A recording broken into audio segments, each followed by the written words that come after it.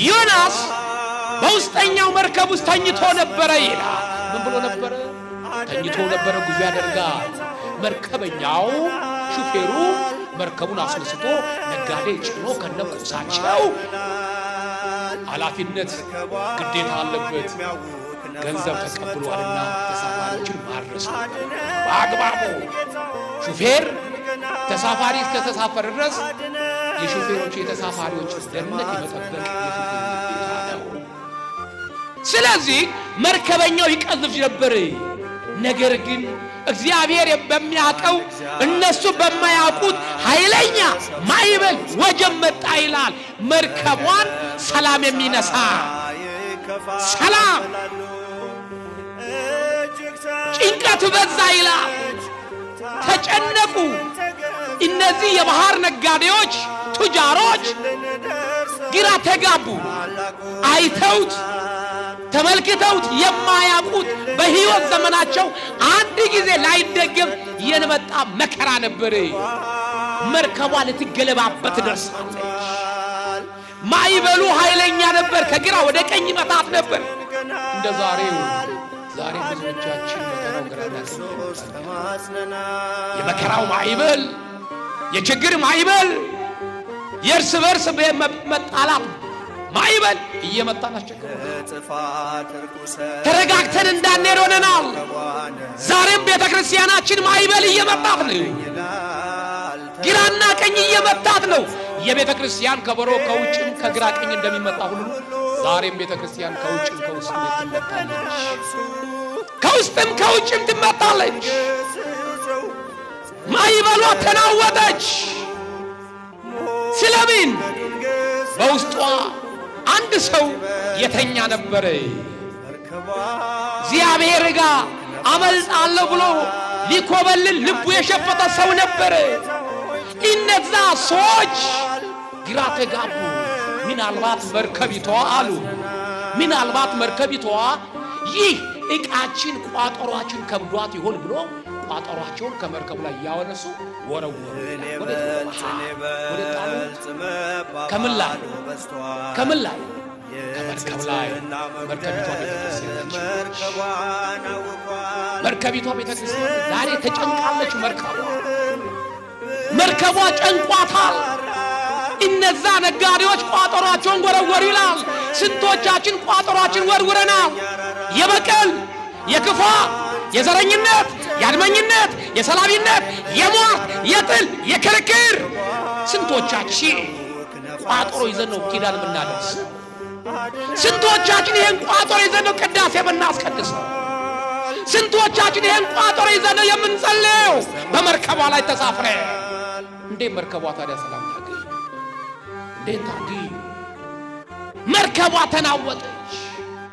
እነዚህ ሰዎች ቋጠሯቸውን ጣሉ ይላል። ነገር ግን ቋጠሮን ያልጣለ አንድ ሰው ዛሬ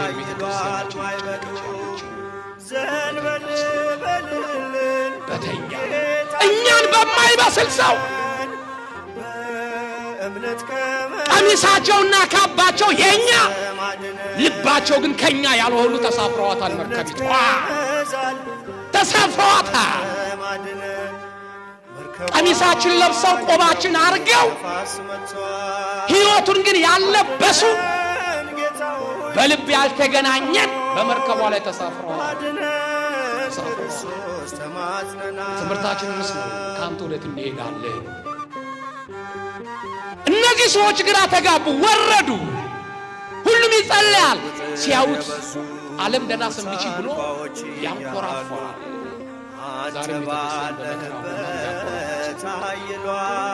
ዛሬም ቤተክርስቲያን ድረሱልኝ እያለች የጥሪ ደውሏን እየመታች ዛሬም ቁርጡን የሚቆርጥ ክርስቲያን አለ። ዛሬም ቤተክርስቲያን በምጥ ላይ ሆና እየቆሰለች ጠላት ወዳጅ እያቆሰላት ዛሬም ይሄም ያልፋል እያለ አንገቱን ደፍቶ ቁጭ ያለ ወገኔ፣ እናት ብትሞት በአገር ይለቀሳል። አገር የሞተች ጊዜ ግን በማይለቀስ አገር የተባለችው ቤተ ክርስቲያን ነች። ብለዋል እኮ ባፋቸው መሪዎቻችን። ኦርቶዶክስ ማለት ሀገር ነች ብለዋል። አልተገበሩልንም እንጂ አልተገበሩትም። አገር ከሆነች ታዲያ የአገር ውለታ ይሄ ነው እንዴ? ይሄ ነው ወይ? እማማ ቤተ ክርስቲያን ምን አደረገች? ውለቷ ይሄ ነው ወይ? አገር ከሆነች ፊደላትን ቀርጻ ብራናን ደቁሳ ብዕርን ቀርጻ ፊደልን ጽፋ ባስቀመጠች ታሪክን ከቅርስ ጋር ይዛ በቆየች ብድሯ ይሄ ነው እንደ ኢትዮጵያ የቃል ኪዳን ታቦትን ይዛ እኔ የሃይማኖት ቤት ነኝ አይመለከተኝም ሳትል ጠላት ኢትዮጵያን በወራት ጊዜ የቃል ኪዳን ታቦትን ይዛ ባስይዛ ካህናትን አሰልፋ ወጣ ዳር ድንበርን ባስከበረች ኢትዮጵያ እንደ ኢትዮጵያ እንድትቀጥል ባደረገች ቤተ ክርስቲያናችን ውለቷ ይሄ ነው። ምን ነው ወርቅ ላበደረ ጠጠር ሆነ ውለቷ? ይሄ ነው ወይ የኢትዮጵያ ውለታ? የቤተ ክርስቲያናችን ውለታ ይሄ ነው ወይ?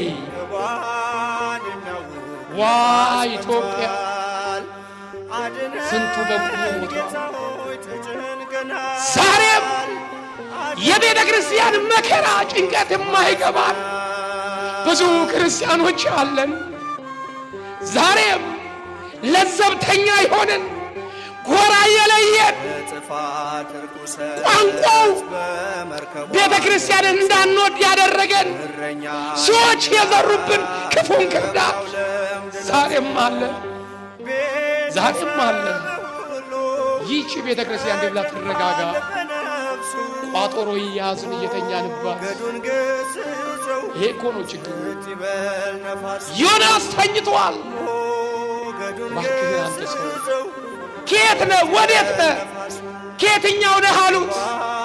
ዕብራዊ እንደሆነ ተናገረ።